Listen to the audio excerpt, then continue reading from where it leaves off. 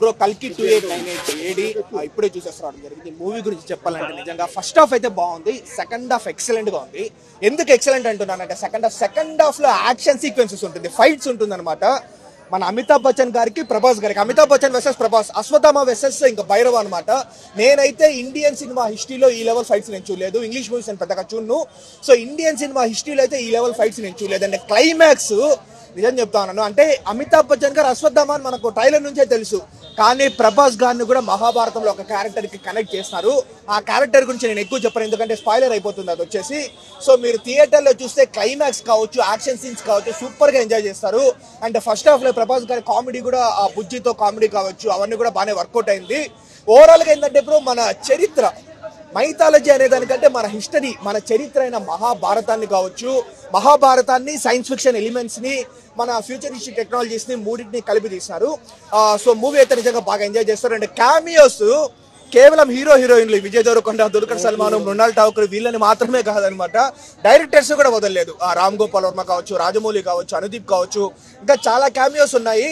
Overall గా ఒకటే చెప్తాను బ్రో, ఫస్ట్ హాఫ్ లో చిన్న చిన్న అక్కడక్కడ స్లో పేస్ నరేషన్ ఉంటుంది. డెఫినెట్లీ ఇంకొంచెం బెటర్ గా పెట్టిండొచ్చు కదా, మనకు మైల్డ్ గా బోర్ కొట్టే సీన్స్ ఉంటాయి. కానీ ఓవరాల్ గా సెకండ్ హాఫ్ ఎక్సలెంట్ గా ఉంటుంది. మనకు మూవీ బయటకు వచ్చేసరికి మన మూవీ కూడా చాలా బాగుంటుంది అండి. బ్రహ్మానందం గారి కామెడీ పండిందా పండలేదు? అంటే ఎవరికి పెద్ద మూవీలో ఒక అమితాబ్ బచ్చన్, ప్రభాస్, ఇంకొక ఇద్దరు ముగ్గురికి తప్ప, మన దీపికా పడుకొని, ఆ సస్వత్ చటర్జీ, వాళ్ళ 4-5 మందికి తప్ప మూవీలో పెద్ద స్కోప్ లేదనమాట. ఎవరికి అంత స్కోప్ అంతా వీళ్ళే కొట్టేస్తారనమాట. సో ఎంతమంది గెస్ట్ అపియరెన్సెస్ ఉన్నా ఒక 5 మినిట్స్ లోపలే ఉంటుంది. బుజ్జి క్యారెక్టర్ బానే ఉంది. అది బౌంటీ కొంచెం డిఫరెంట్ గా అనమాట. బుజ్జి ఫ్యూచరిస్టిక్ టెక్నాలజీ ఇప్పుడు 2008-98 లో ఎలా ఉంటుంది, సో దాంతో మాట్లాడడం కావచ్చు. అంటే టెక్నాలజీని నిజంగా ఫ్యూచర్ లో 800 years తర్వాత ఏ లెవెల్లో డెవలప్ అవుతుంది టెక్నాలజీ, అది బాగా చూపించినారు. టెక్నాలజీ మైథాలజీ రెండు మిక్స్ చేశారు కదా. మైథాలజీ అనేది హిస్టరీ అనమాట. హిస్టరీ ప్లస్ మీరు చెప్పినట్లు ఇంకా ఫ్యూచరిస్టిక్ టెక్నాలజీ అనమాట. సో ఇద్దరు ఎంజాయ్ చేస్తారు బ్రో. ఎవరైతే సైన్స్ ఫిక్షన్ ఎలిమెంట్స్ చూస్తాం మన వచ్చే వాళ్ళు ఎంజాయ్ చేస్తారు. ఇప్పుడు నాలాంటి వాళ్ళు కొంచెం ఈ పేట్రియాటిక్ ఎలిమెంట్స్, దేశభక్తి కావచ్చు, కొంచెం మనకు చరిత్ర మీద మనకి ఇష్టం ఉంటుంది. నాకు రామాయణ, మహాభారతం అంటే ఇష్టం. సో నాలాంటి వాళ్ళు కూడా బాగా ఎంజాయ్ చేస్తారు అనమాట. మెసేజ్ కూడా ఉందంటున్నారు. ఏంటంటే ఇప్పుడు బాగుండదండి, క్లైమాక్స్ లో తెలుస్తుంది అనమాట. ప్రభాస్ గారు ఒక క్యారెక్టర్ తో కనెక్ట్ చేస్తారు, అప్పుడు అక్కడ మీకు తెలుస్తుంది అనమాట. ఓవరాల్ రేటింగ్ నేను ఇప్పుడు ఇవ్వలేను ఇప్పుడు, బట్ మంచి మూవీ. ఫస్ట్ హాఫ్ అక్కడక్కడ కొంచెం స్లో ఉంటుంది, కానీ ఓవరాల్ గా మంచి మూవీ. హ్యాపీగా ఎంజాయ్ చేస్తారు. ఇది ఒక అది చెప్తాను కదా బ్రో, ఈ నలుగురు తప్ప పెద్ద మూవీలు అందరిది 5 minutes లోపలే అనమాట. ఎంత మంది ఉన్నా 5 minutes లోపలే. దిశా పటాని కూడా అంతే 5 minutes. మేబీ సెకండ్ పార్ట్ లో ఏమన్నా ఉండొచ్చేమో. సెకండ్ పార్ట్ కి లీడ్ ఇచ్చిన విధానం బాగానే ఇచ్చినారు బ్రో, ఇచ్చినారు. బట్ ఎవరైతే కమల్ హాసన్ గారి కోసం వస్తారో ఒకటి చెప్తాను, కమల్ హాసన్ గారికి మూవీలో 10 నిమిషాల నుంచి ఆయన స్క్రీన్ స్పేస్ లేదనమాట. సెకండ్ పార్ట్ లో ఉంటుంది, కల్కి పార్ట్ 2 లో ఉంటుంది. బాగానే ఇచ్చినారు. ఇప్పుడు ఏంటంటే డైరెక్ట్ కమల్ హాసన్ గారికి ఇష్టం ఉన్నట్లు చూపించినారు అనమాట రంగంలోకి. సో ఫస్ట్ పార్ట్ లో ఏంటంటే it's kind of Prabhas versus Amitabh Bachchan. Second part లో ప్రభాస్, అమితాబ్ బచ్చన్ వర్సెస్ కమల్ హాసన్ లాగా ఉండబోతుందని నేను అనుకుంటాను. అంటే బాహుబలి తర్వాత బాహుబలి 2 కి కట్టప్ ఎందుకు చంపారు సస్పెన్స్ గా పెట్టారు. ఆ లెవెల్ సస్పెన్స్ ఏం లేదు మరి. ఆ level Baahubali 2 why Kattappa killed Baahubali ఆ లెవెల్ లేదు, కానీ బట్ ఇచ్చినారు. అంటే కమల్ హాసన్ గారు దిగితే ఎలా ఉంటుంది, హ్యాపీగా థియేటర్కి వస్తారనమాట. ఇంకా second part. Okay, thank you bro. Amitabh Bachchan character చాలా బాగుంది.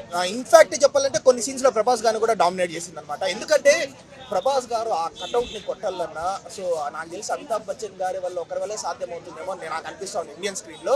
సో అశ్వత్థామ క్యారెక్టరైజేషన్ నిజంగా చాలా బాగుంది అనమాట. చావు లేని అశ్వత్థామ కదా, సో ప్రభాస్ గారిని కొడతా ఉంటే యాక్సెప్ట్ చేస్తారనమాట. సో ప్రభాస్ ఫ్యాన్స్ కూడా అశ్వత్థామ ఎంగేజ్ క్యారెక్టర్ చాలా బాగుంది.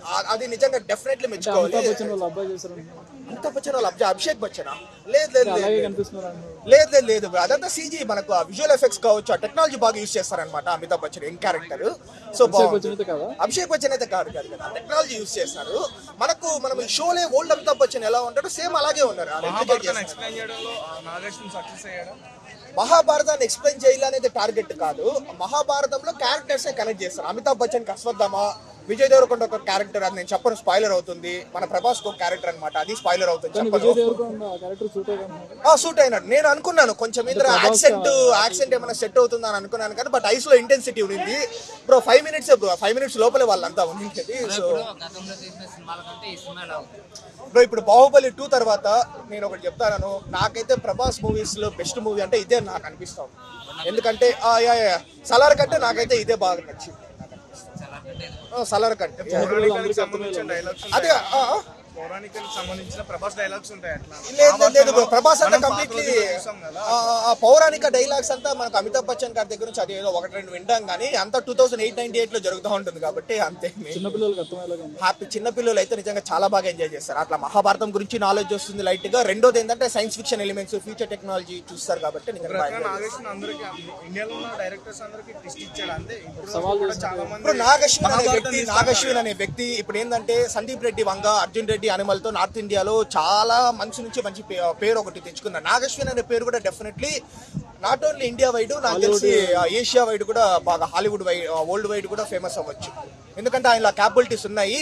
అండ్ పార్ట్ 2 తో ఇంకా ఫేమస్ అవుతాడని నేను అనుకుంటాను. లేదు బ్రో, మరి బాహుబలి 2 అంత అయితే నేను చెప్పను. ఎందుకంటే బాహుబలి 2 నా పర్సనల్ పాయింట్ ఆఫ్ వ్యూ చాలా నచ్చిండే మూవీ. సో అదే బాహుబలి తర్వాత ప్రభాస్ గారి బెస్ట్ మూవీ అయితే ఇదే.